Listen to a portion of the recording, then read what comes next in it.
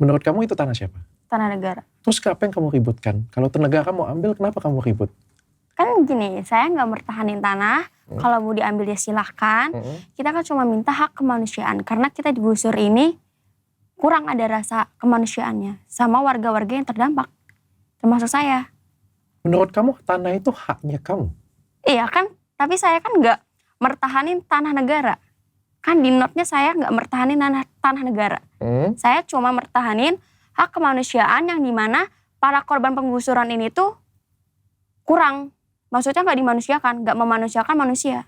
Oke, hak seperti apa yang kamu tuntut dari penggusuran tersebut? Karena penggusuran ini, menurut saya ini, penggusuran ini ngusir para korban ini seperti hewan. Jadi gusur tinggal gusur. Oke, seperti hewan tuh bagaimana? Dicambuk? Ditendang? Sedikit diintimidasi. Diintimidasi. Coba kamu cerita dengan saya bagaimana diintimidasi. Jadi tuh penggusuran ini kan nggak ada musyawarah ya. Belum tahu tujuannya apa, terus proyek penggusuran ini dari siapa, itu kan belum jelas.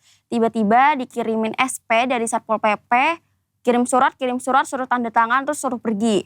Terus kalau misalnya kita nolak cuma mertahanin musyawarah, itu tiba-tiba ada preman datang nih dari Pemda, mengintimidasi sedikit sama orang tua saya dan lingkungan sekitar.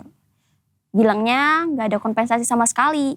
Bapak harusnya sadar diri kalau ini tanah negara. Tapi kan seharusnya nggak bersikap begitu dong. Kalau misalnya para pejabat ini kan harusnya bisa mengayomi masyarakat.